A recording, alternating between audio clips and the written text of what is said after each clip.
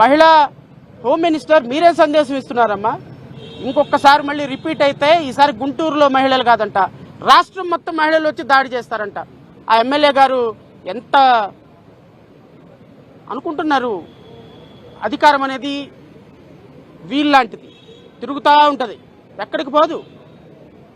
నువ్వు అట్టు పెడితే అట్టున్నర పెట్టే రోజు ఒకరోజు వస్తుందమ్మా, కంగారు ఏం లేదు. అధికారం నీ దగ్గర ఆగిపోదు.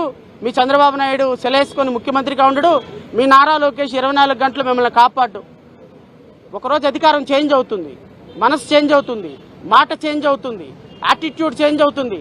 కంప్లీట్గా మీలో ప్రజాస్వామ్యం వచ్చేంత వరకు, రెడ్ బుక్ తోలు ఊడిపోయి బ్లూ బుక్ వచ్చేంత వరకు మీ తోలు విలిచి రోడ్డు మీద కూర్చోబెట్టే రోజు ఒకరోజు వస్తుంది, ఖచ్చితంగా వస్తుంది. అందులో డౌటే లేదు. ఎందుకంటే తప్పుగా స్కూల్కి వెళ్ళను నానా నేను మారాన్ చేసేవాడికి 4 దెబ్బలు కొట్టి కూర్చోబెట్టినట్టుగా రెడ్ బుక్ రాజ్యాంగం పట్టుకునేవాడికి ఆ రెడ్ బుక్ తాట తీసి బ్లూ బుక్ తాట వేసే రోజు ఒక రోజు వస్తుంది.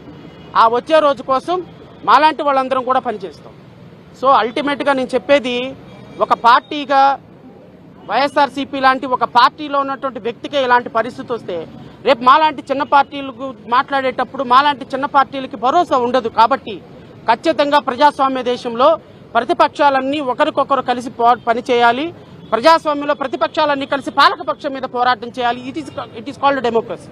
సో ఈ డెమోక్రసీని గౌరవించి జేబీఎంరావు భారత్ పార్టీ అధ్యక్షుడిగా మా పార్టీ కేడర్ అంతా కూడా ఖచ్చితంగా అంబటి రాంబాబు గారికి బాసటగా నిలుస్తాం, వాళ్ళ కుటుంబానికి బాసటగా నిలుస్తాం. తప్పు చేయని వ్యక్తిని జైల్లో వేసే సిస్టమ్ని ఎవరు చేసినా ఖచ్చితంగా ఆ వ్యక్తుల ప్రాథమిక హక్కుల కోసం నిలబడతాం.